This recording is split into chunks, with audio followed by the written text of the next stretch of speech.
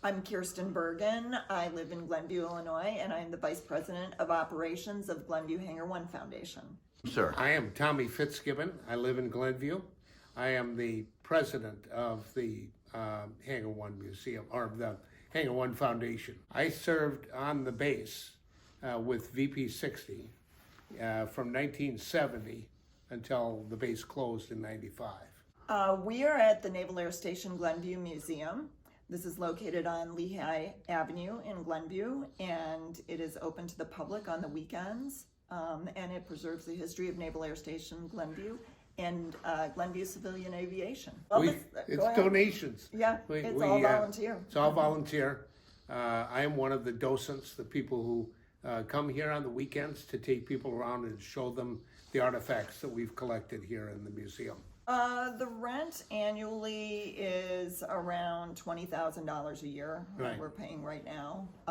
It did go up recently, so it's been an increased cost that we've had to absorb. Well, I mean, I think that's something where it's enough to keep us going for a little while, but it is not enough for us to relocate. Okay. And the space that we're in, we don't have long-term availability Right. necessarily here. We're on a short-term lease, and we have a good relationship with our landlords, but at the same time, we're in a site that is not big enough for our collection, and we have had, it is a warehouse site, and we've had some Right. issues with the collection being damaged. So it is imperative that we find a new location for the museum where we can properly display it and include the type of events and programming. Absolutely.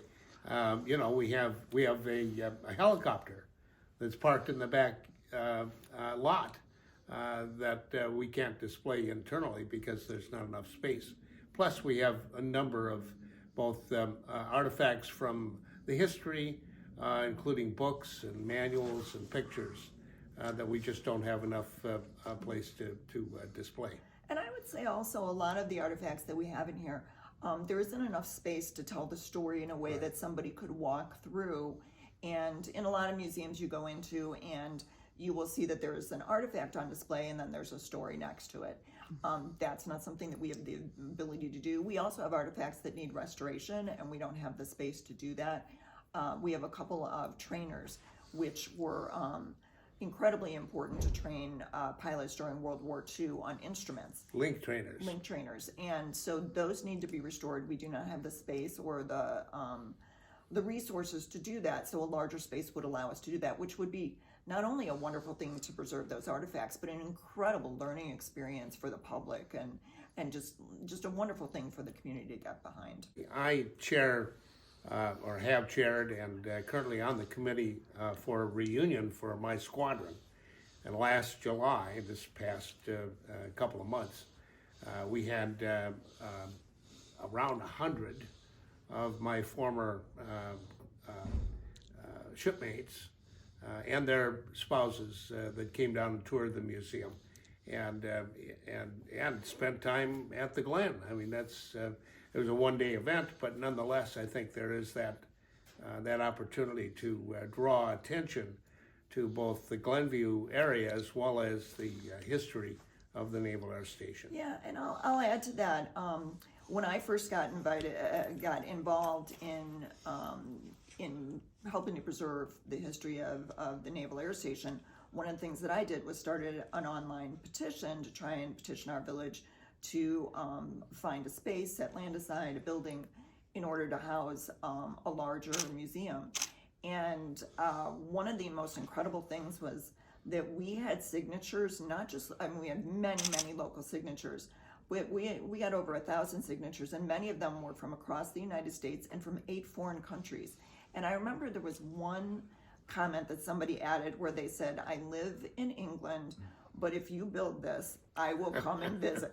And I just thought that was such a acknowledgement of the fact that this is certainly local history, but it is also American history and world history. What happened at this air station and was incredibly important, not just in World War II, but for the 20th century aviation and the history of world events. So, yeah.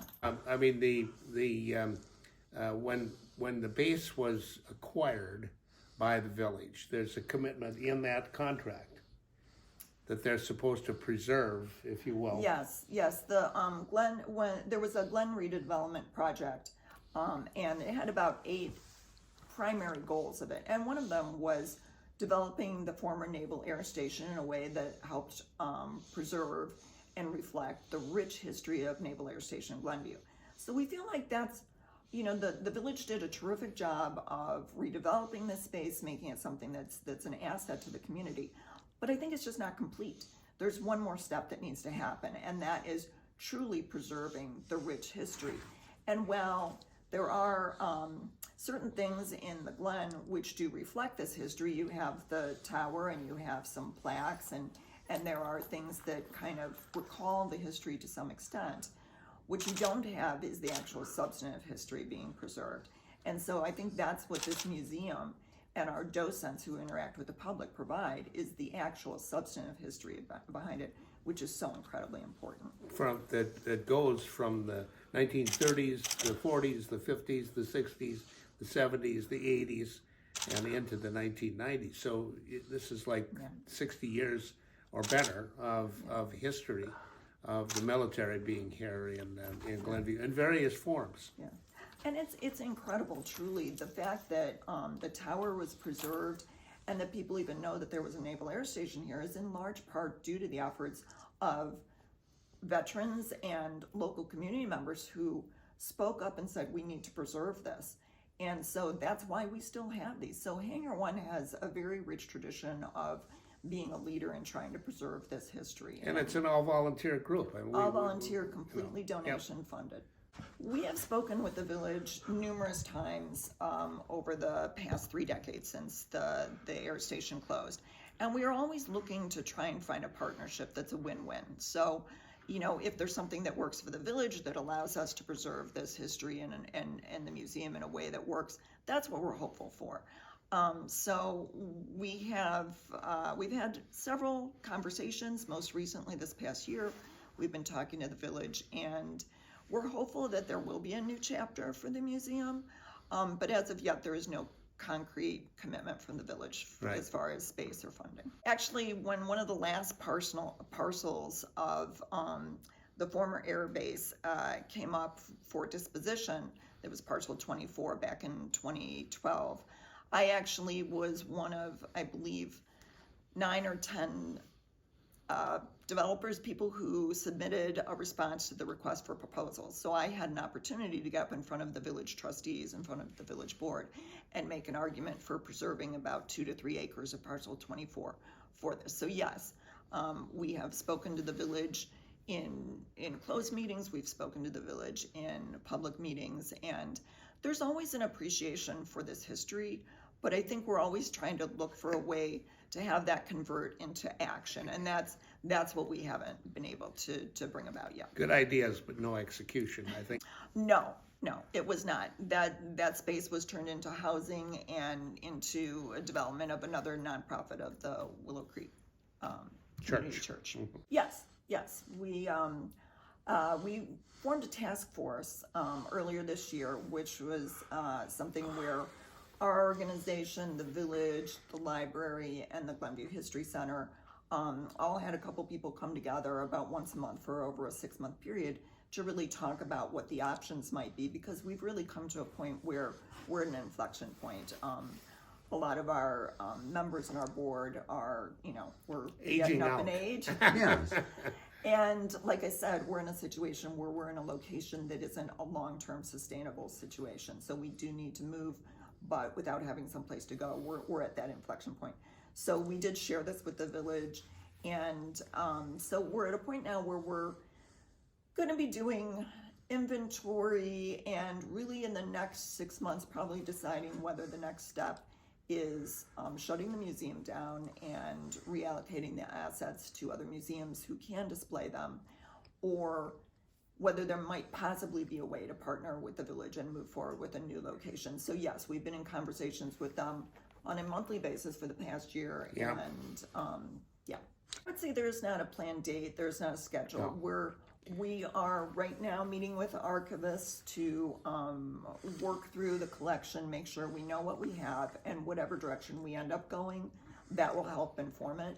Our goal, like I said, since we're on a short-term lease, we are always trying to be cognizant of the fact that it is better to come to a decision sooner rather than later. We don't want to be caught short where Right. we have to do something in an emergency situation. Right. So I think the feeling is just we are moving forward with deliberate speed, trying not to have unnecessary delays in what we're doing. And as soon as we can move forward, we want to. Met not quite a month ago. The end of October, we had our task force meeting. Earlier the month before in September, I actually was able to have a meeting with 2 members of the village staff, as well as a member of the History Center. So we've had an opportunity to have conversations, and like I said, there's always a lot of recognition and positivity about the importance of the history. That's never seems to be in question. I think the issue is, how do we translate that into action? It's the execution. Space is owned, I believe, by the Realtor. the entities that own the Glen as Right. far as a retail space. My understanding is it is available either for rent or for purchase. I believe the purchase price is somewhere around $5 million. Right. It'll be a long time. It has. We did just a fairly informal Google search of retail space costs in Glenview, and it does seem to be within those market parameters, so it does not seem something that is out of the question. Right. Our hope is that maybe there might be able to have more conversation about that, because I think we do feel that the way this museum could really sing and could really inspire a next generation to know this history and learn from it and have pride in it, is to have it in a location that really resonates with the history, and that would be under the tower. Yes. Or as close as we could be to. Yeah. Well, I think what we've said to them is that we could continue to do what we do now, which is the rent that we are paying here is something that if the village needed us to do that in the new location, we could do that. However, I think there's also a bigger question of, could that money be put to better use. Restoring, so if we could have a partnership where the space was something that the village was in the village's column, right, exactly, and then we would focus on what is in the interior as far as presenting the history and preserving the artifacts and restoring them. That would be a wonderful partnership that we could do. And hopefully that dollar amount, like I said, it's not a huge amount. So. Well, yeah, and It's a lot for us. we've had at least cursory response that the village isn't interested in doing that. I mean, they basically said no. But it's at the moment it's been a no. But I don't know. We don't like to take no for an answer. No, so we we're have hoping not. that we can. After 30 years, we're hoping still here. we can have evolution and get to the point where everyone sees it as a win-win. Right. And we can really bring something unique. I mean, that's the thing, really, because there's a lot of towns around here. You want to find reasons to have people come to your town, and what Glenview has is incredibly unique. I mean, there is nothing like this history anywhere. Right. It is singular, and it is incredibly important. So. It's also something that and we've had kids involved, we've done programming with kids. They are fascinated by this. They are proud of what they learn about what happened in their hometown and how it affected the world. And so that's something that, there's, it is a draw, whether you want to call it a point of interest or a tourist attraction or whatever. Okay. On the board We of don't have volunteers. any paid employees. We Right. run at a very, very lean budget. It's, our biggest expense is our rent, Is the rent. our utilities. We do fundraisers through mail twice a year, and those are our main expenses. We really just try and whatever we need to do to maintain the collection and keep the facility. As far as membership, we don't have something that people that is event based. Okay. But as far as people come and supporting the museum with donations, that is really what membership involves. Like I said, there's So no it's- charge to come to the no, museum. it's open to the public. you can join as a member for. I believe our website has a link to it. Yeah. Oh, fantastic. Yeah. And then the foundation would be separate, or that's kind of together? No, it's together. Yeah. Yeah, the foundation is simply the tax exempt organization that runs the museum. The So financial, it's, you know. part. I don't think they've said anything that isn't true. Okay. I think what we were saying was early on in the development plan for the former Naval Air Station, there was a commitment on the part of the village to preserve the history of Naval Air Station Glenview. Okay. And that has, I don't think they've And I lived think up to that. sometimes it's a matter of how do you interpret that, right? Right. And some people would say, well, the tower is there and there are some plaques around and there are visual references to what was here before. But I think what you will find is that when you ask people questions about the substance, that's where it's clear that really preserving the images is not the same as preserving the substantive history. And I think one way you can do that, and I did this with my kids when I was young. We were out in front of the tower and we were asking passersby if they knew why the two streets on either side of the tower were named Wolverine and Sable. And there wasn't a single person walking by who could tell us that. Yes. And if you're familiar with the history of Naval Air Station Glenview, those would be two names that would be very familiar to you. Those are not facts that you have to dig to find. Those are the names of the two aircraft carriers, the converted steamships that were docked at Navy Pier. And that is where our pilots trained during World War II, primarily impacting the course of the war in the Pacific. So the USS Wolverine and the USS Sable are incredibly important components of the history of Naval Air Station Glenview. So, and that is why those two streets are named on either side of the tower. But to a person that we talked to, nobody could tell you why those were. And so I think that's where we see preserving the history to involve preserving the actual rich substance, not just the visual images that, yes, at one point there was an air station here. And the History Center. Okay. There's three groups that really have been meeting. You mean the History Museum on Waukegan? Yeah. Yes, Yeah. the Glenview History Center, the Glenview Public Library, the Village of Glenview, and Hangar One Foundation got together this year and formed this task force. So right now we've paused the meetings while we take a moment to do our inventory and cataloging, because that's come up, and that was one of the valuable things that came out of the task force, and we're very grateful that these parties did sit down to talk with us, was that it became clear that people felt that they may not know what we have, and so there is value to us being able to share that through a more conventional cataloging of our inventory. So that's what we're doing. We're working on that phase, and we hope to have that phase done in about 3 to 4 months. We've met with an archivist who's committed to giving us a proposal on how they could provide an inventory of the materials that we have. Well, this corridor, industrial corridor, Lehigh Avenue, has been here a long time, since before the air station. Yeah, but if you look out the back door, there's a fence. That was the it was right border. up to. We're really. I mean, I think it's a situation where everybody, like I said before, everyone's aligned in seeing value to preserving the history. It's just trying to come up with a solution that makes sense and works for all the entities involved. And so it's something where it really is a working group meeting, and our hope is that we come up with a solution.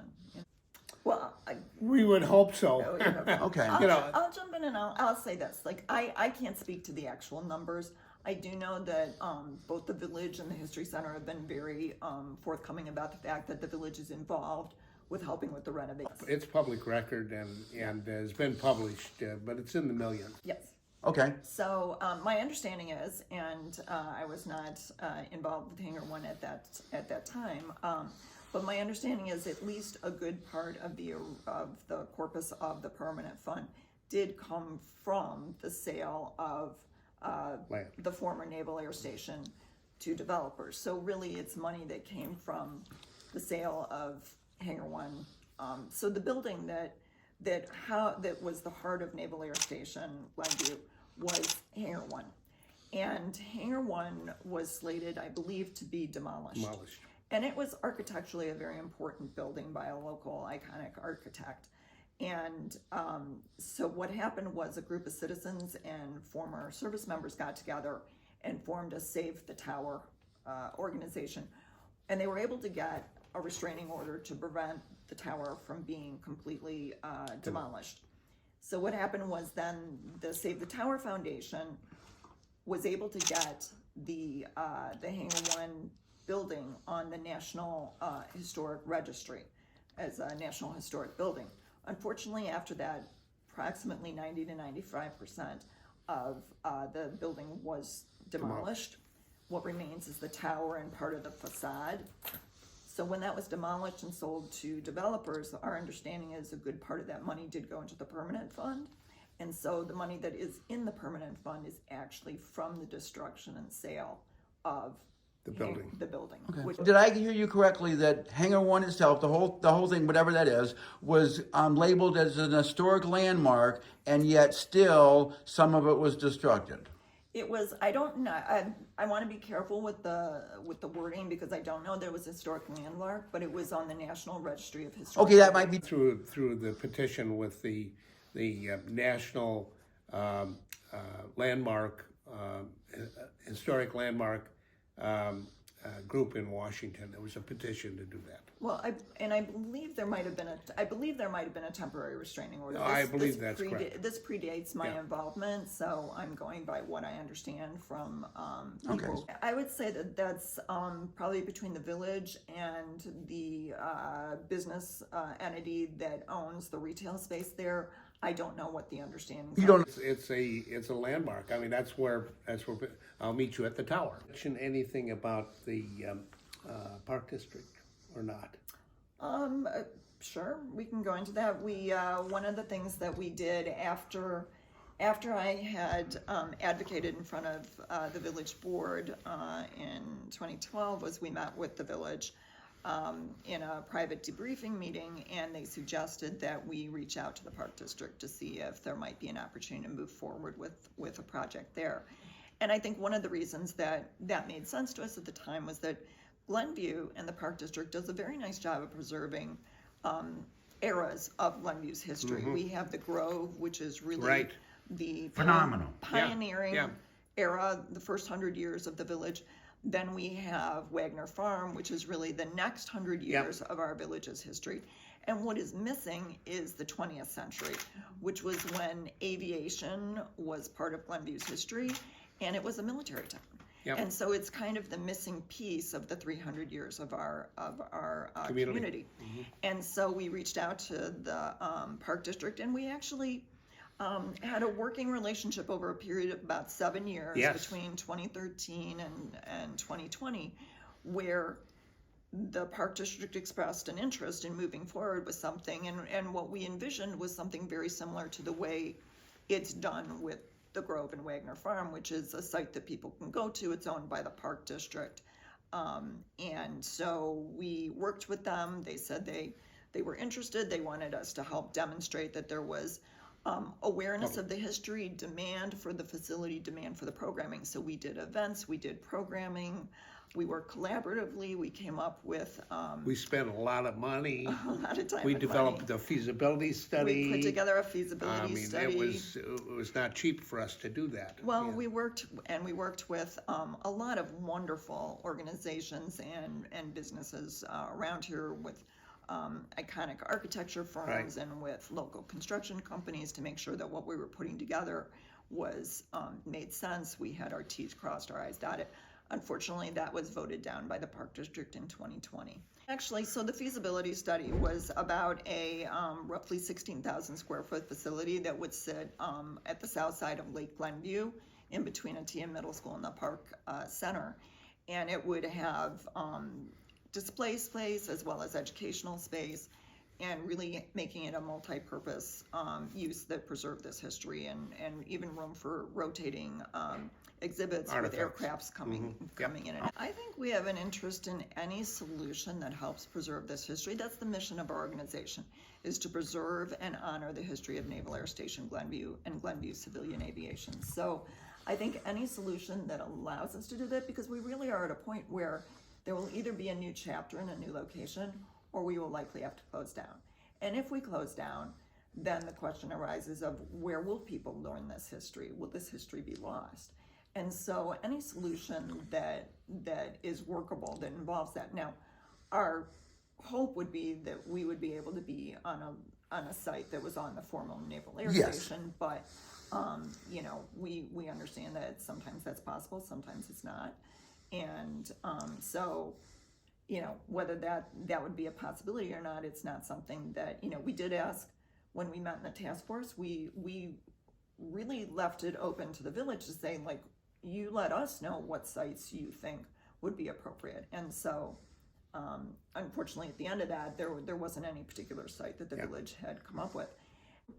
After Pearl Harbor, activity at Glenview increased greatly because there was a realization that we needed pilots to serve in the war. And so it was decided that it wasn't safe to be training them on carriers in the Pacific or the Atlantic. Yep. And so they had this incredible idea to train them in Lake Michigan. And so you had the two retrofitted steamships, the C and B and the Greater Buffalo, where they sliced off the top decks and they fit them with landing Flat decks. tops. And they became the Wolverine and the Sable. And so, but these were retrofitted paddle wheel coal burning aircraft carriers, the Corn Belt fleet.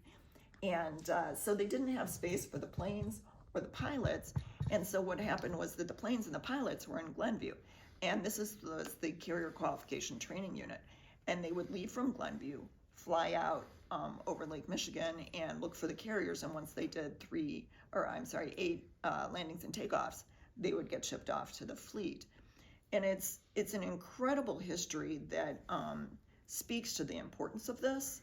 And, you know, our hope is, it would be a tragedy. I think when people learn this history and the ingenuity, I think that's the most incredible thing about what was done here, the incredible ingenuity it showed. So, would you say that there is somewhat jeopardy of Glenview losing a lot of artifacts? Yes. Not only losing the artifacts that we have, but if we were to able to get a permanent museum with a larger space, of those planes that went out during World War II and trained in the base, about 140, 150 of them ended up at the bottom of the lake. Many of them have been recovered. There's one at O'Hare, there's one at Midway, there's many at Pensacola. There, about 50 to 80 of these planes are on display at museums across the country. There's not a single one of these planes, though, that has come back to Glenview. Right. And so that is our hope, is that it's not even just losing what we already have, but it's losing the opportunity. And when you think about it, the thing that always sits with me is, what an incredible story to have one of these lost World War II planes finally complete its loop and return to home base at Glenview. And that's an incredible story. Yep. And we're going to miss out on the opportunity to do that if we don't take steps to preserve this history and create a museum that can house not just the stories that we've already have artifacts to tell, but all the stories that and they're incredible. I feel like every time I talk to a veteran who served here or somebody who's familiar with the history, I learn more about the impact of this air station, including the fact that there was a movie that came out a couple years ago, Devotion, about Jesse Leroy Brown. So he was the first African-American naval aviator. And he learned to fly at Glenview. Right, yeah. On the I didn't know Arrows. that. Yeah, he did. And there's an incredible book out there about the flight of Jesse Leroy Brown. And several chapters are about Glenview and his experience here. And it's an incredible learning tool also about civil rights, about breaking color barriers. Gender barriers as well. Yes, and gender barriers. I mean, in the early years before the Navy came here, and you had the Curtis Reynolds Wright Airfield, you had luminaries of early aviation who came here, including Amelia Earhart. And Amelia Earhart used to go to the schools in Glenview and speak to the children. Yep. And she would tell them things like, you know, don't interrupt somebody when they're busy doing what you said was impossible. And what the children took away from that was that, you know, I think what one of the kids said to their parents was, I learned that Amelia Earhart said to believe in myself. Yeah. There are so many wonderful stories. There are so many incredible things that can be shared about the history of this air station and what it means from a greater perspective, whether it's the engineering ingenuity that was shown here, the incredible dedication. I got involved in this because the first time I came here with my children, I brought my father-in-law, who's a Navy veteran, came here with my kids, and I met a World War II veteran. And he shared with me this incredible history. He also shared with me the fact that he lied about his age when he was 16 to go serve in the Pacific. And he served for 50 years. Oh my gosh. And, you know, it's that kind of type of dedication. And what I said to him on that day, looking around this museum, I said, I'm going to fight as hard for you as you fought for me. Yep. And that's what all these people are trying. We're trying to preserve something that's important. Right. And we do hope there's a way to partner with our local village to do that.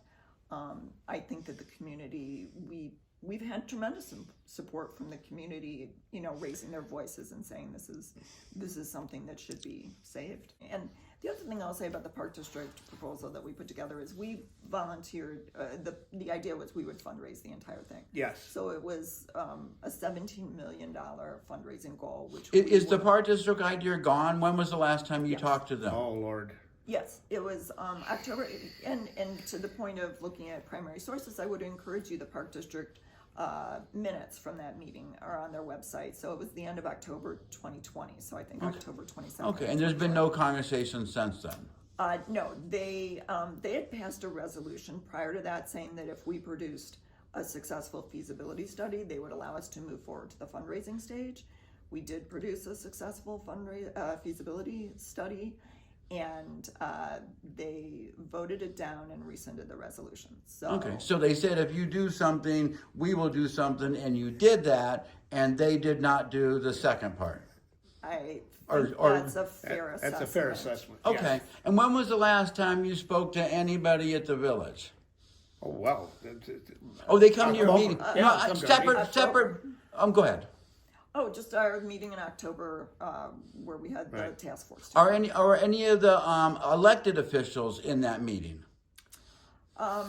In that meeting, I don't believe there was an elected staff. official, but I did meet with the village president in September. And what did he say? What did you ask him? He was certainly very appreciative of the history. We had put together a binder demonstrating community support, which we had, during the course of the 7 years with the Park District, we had people write letters, we had people sign petitions, we had pictures and photos from all the events that we did. There was Flight Fest, which was in the Glen. Over a 3-year period, we had this event, the Park District ran it, and we provided a lot of the substantive history for it. I think 7,000 people attended each one of those. I mean, it was very big. Anyway, we put together this binder, and I shared that with the people in the meeting with the village president, and he was not surprised at all that there was that much support for it, that, you know, he agreed it was important. So, like I said, I think you get back to the fact that we're all on the same Yes. side of saying this is important history. Yeah. It's just trying to find a way to preserve this that creates that win-win for everybody. Okay. What happened here? Yep. Many people served here. People died at this location training here. People went on to serve in theaters of war and didn't come home. There is a real importance of preserving and honoring the service that went on here. I'm the daughter of a veteran. I am the daughter-in-law of a Navy veteran, and I'm the mother of a Marine.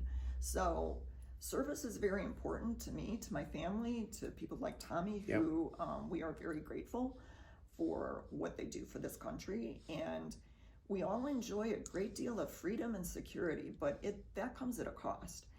And for us as a community, I think that most people would agree that honoring that is something that should be a priority.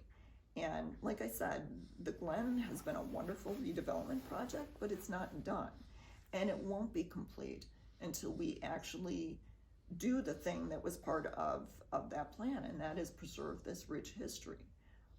So it's a final to-do Yeah. that needs to be done. Yep. I feel like what happened with the Park District was something where I feel like we were told if we do X, then they'll do Y. We did X, and then they rescinded the resolution. So I do feel like in that situation that was a bit of feeling like the rug was pulled out from under us a little bit. I think with the village, it's more that there's been different ideas of what preserving the history means and trying to get on the same page. And so I wouldn't say that the village, to my understanding, I do believe also there were some conversations, particularly with regard to parcel 24, before 2008, when there were thoughts about what to do with it. I do believe there were some conversations about setting aside land for a museum, but I believe after the bubble and real estate, became an issue, I believe that the decision was perhaps made that impacted what would be done with it later, and that there may not be an opportunity to have civic space. So I think that we all are, I think, trying to do the right thing. I just think that sometimes we have different sense of how we get there or what we do. Well, and the commitment to get it there. I mean, we've lived up to the commitments that the Park District asked of us. Yes, We've lived up to the commitments that the village has asked of us. We have one more step, which is getting the archive list to them, and then we'll have to see whether or not there's a real commitment on the part of the village to do something. Yeah, and I also want to be clear too that we're not asking for anyone to give us land. We're not asking anyone to give us $5 million. What we would love is a situation where the village would either find the space of something that they already own or would obtain a space, and we could have the museum in there and really work in a partnership where they can retain ownership. Like it's not about giving us that. We just want to work collaboratively to come up with a way to do this. And I think there could be a wonderful next chapter if we could find a way to do that. Yeah. But if we can't, we have to be good stewards of this history and find Find other a home for it. museums to display it. I'll say that. We've been doing a dance with the village for years. Now, they've said in our task force, which is the village, the library, and the history center, is that they needed to know what we've got. So we're going to spend money that we probably don't have, but we'll find a way to do it. Time and money. To hire an archivist to come in and do the formal list, and then we can see whether the village is going to commit beyond that. Okay. I think the only thing that I would say is that there are literally thousands of men and women who've served on this space over time who are still alive today, who would like to see something that's of a permanent nature that they can refer to for their friends and family as part of the history of their service here.